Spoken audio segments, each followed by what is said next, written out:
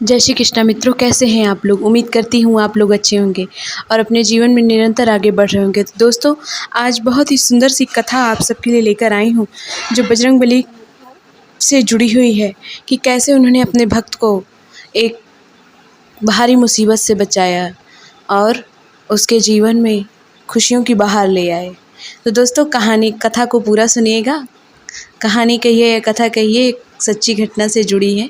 मेरी कोशिश यही रहती है कि आप मेरी कथा मैं जो कहानी या कथा कहती हूँ उससे प्रेरणा लें, और अगर आपके जीवन में भी कोई परेशानी है तो आप बजरंगबली की शरण में जाएं, आपकी उस समस्या का समाधान ज़रूर मिलेगा। तो दोस्तों, ये कहानी है नंदिनी की। नंदिनी एक बहुत ही होनहार लड़की थी जिसकी ग्रेजुएशन पूरी हुई। फिर उसने सोचा क्यों ना पोस्ट ग्रेजुएशन के लिए किया जाए, तो उसने अप्लाई किया। तो उसके घर वालों ने कहा कि अब शादी की उम्र हो गई है तो रिश्ते देखते हैं। वैसे नंदिनी पढ़ने में बहुत अच्छी थी, उसका मन था कि वो लेक्चरर बने और अपनी पढ़ाई पूरी करे तब शादी करे।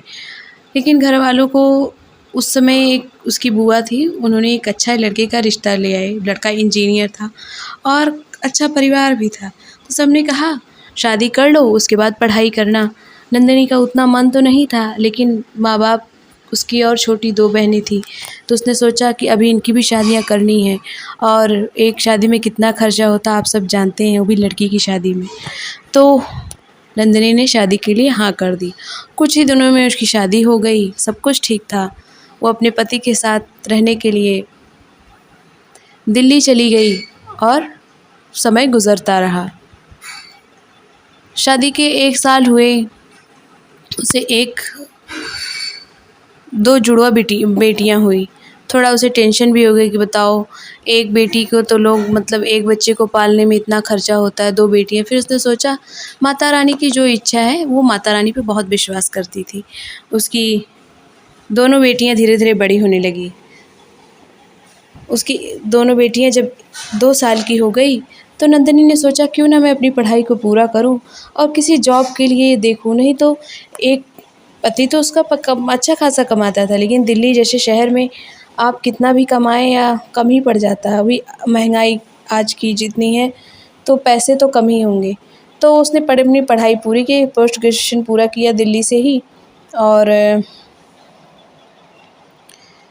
पढ़ाई करने लगी। उसके नंबर अच्छे आए, बहुत अच्छे नंबर से उसने अपना पीजी कंप्लीट किया और उसी समय लेक्चरर की वैकेंसी आई थी। उसने अप्लाई किया और उसने बहुत मेहनत की थी इस एग्ज़ाम के लिए, दिन रात एक कर दिए थे। उसका सिलेक्शन हो गया, वो बहुत खुश थी। उसे लगा अब तो ज़िंदगी पटरी पे, अब किसी बात की चिंता नहीं है।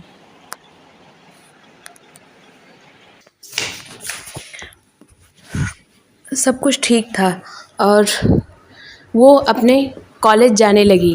और वो अपने काम के प्रति बहुत ईमानदार थी। वो बच्चों को बहुत अच्छे से पढ़ाती थी, सब लोग उससे बहुत खुश थे। पढ़ाते पढ़ाते उसे 6 महीने बीते थे। उसका कॉलेज उसके रूम से कुछ दूर पड़ता था। उसको जाने में 1.5 घंटे लगते थे, आने में 1.5 घंटे लगते थे। आते आते उसे शाम के 6-7 बज जाते थे। उसने अपनी मदद के लिए अपनी माँ को बुला रखा था, लेकिन माँ भी कितने दिन रहती। और बच्चियों को उसने प्ले ग्रुप में डाला था, लेकिन बच्चियाँ भी दोपहर में आ जाती थी। तो उसके पति ऑफिस बगल में ही था तो वो देख लेते थे, लेकिन नंदिनी अपने बच्चों को वो समय नहीं दे पाती थी। इस बात का उसे दुख रहता और वो आती थी शाम को 7 बजे, जो अंधेरा हो जाता था। फिर उसने सोचा कि थोड़ा पैसे एक्स्ट्रा खर्च हो जाए, लेकिन वो शाम को अंधेरा होने से पहले ही घर आ जाए।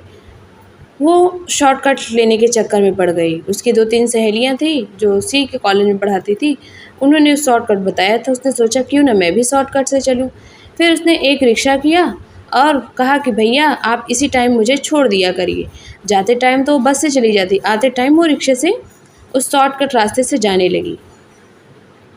वो जाती तो थी, लेकिन वो जगह उसे अच्छा फील नहीं होता था, लेकिन वो उतना ध्यान नहीं देती थी।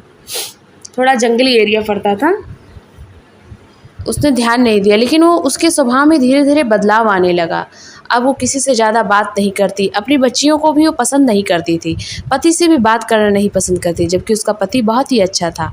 वो दोनों जब मिलते थे आपस में घंटों बातें किया करते थे, साथ में काम करना। अब वो किसी चीज़ में उसका दिल नहीं लगता था। फिर कुछ ही दिनों में उसे गुस्सा बहुत आने लगा, छोटी छोटी बात पर पटक देना, अपनी बच्ची को डरा धमका के रखना। जब बच्चियाँ इतनी छोटी थी वो और सहम जाती थी और इतनी उसकी ख़राब कंडीशन हो गई थी कि वो चिल्ला चिल्ला के झगड़ा करती। फिर आस पड़ोसियों ने कहा कि किसी डॉक्टर को दिखाओ। उसके पति ने डॉक्टर को दिखाया। डॉक्टर ने कुछ दवाएं दी जिससे उसे नींद आ जाती थी, लेकिन जब वो उठती थी फिर वही सब करना, तोड़ना फोड़ना, झगड़ा लड़ाई। उसका पति बहुत परेशान हो गया। फिर उसने किसी बाबा को दिखाया। बाबा ने कहा ये जिस रास्ते से आती हैं वो रास्ता ठीक नहीं है।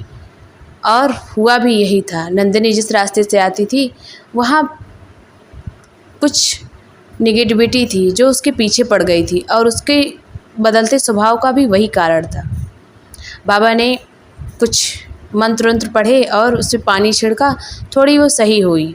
फिर घर आई, उसके पति ने बताया तो वो बहुत डर गई कि बताओ मैं ऐसी हूँ, मैं किसी के साथ कुछ भी कर सकती हूँ। मेरी 2 छोटी बेटियों, अगर मैं उन्हें मार देती तो मैं अपने आप को कैसे माफ़ करती।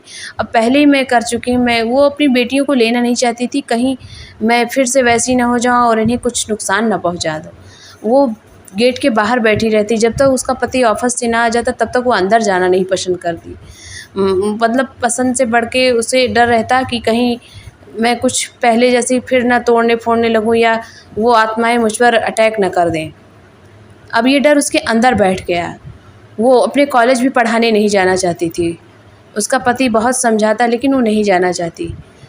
कुछ दिन तो उसके पति ही 2-3 दिन लेकर गए, लेकिन वो कॉलेज से भी बीच दोपहर के टाइम भाग आती, जिससे उसके स्कूल में उसका मजाक, कॉलेज में मजाक बनने लगा। अब वो बहुत परेशान रहने लगी।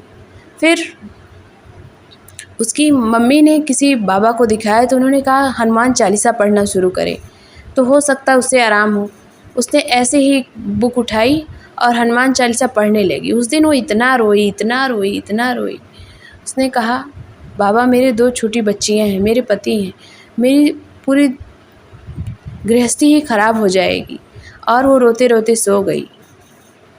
दूसरे दिन उसे बहुत ही शांति और हल्का महसूस हुआ। फिर वो बस में भी ईयरफोन लगा के हनुमान चालीसा सुनते सुनते कॉलेज चली जाती और सुनते सुनते चली जाती। फिर वो शॉर्टकट रास्ते पर कभी नहीं जाती गई और धीरे धीरे उसका तबीयत भी सही होने लगा और वो उसका डर भी ख़त्म हो गया। अब वो बहुत अच्छे से अपना जीवन जी रही थी। उसकी बेटियां भी बड़ी हुई हो रही थी और उसे भी उसने प्ले ग्रुप में डाल दिया था और वो भी अच्छे से पढ़ रही थी। कुछ समय बाद उसे एक बेटा पैदा हुआ। उसने अपने बच्चों को भी हनुमान जी की भक्ति करना सिखा दिया। वो भी राम राम किया करते और वो जब कॉलेज से आती तो सीताराम का जाप करती, हनुमान चालीसा पढ़ती, हनुमान अष्टक पढ़ती और पूरे घर में जो पानी रखती हनुमान जी के सामने उसको छिड़काव करती और उसे ही पीती।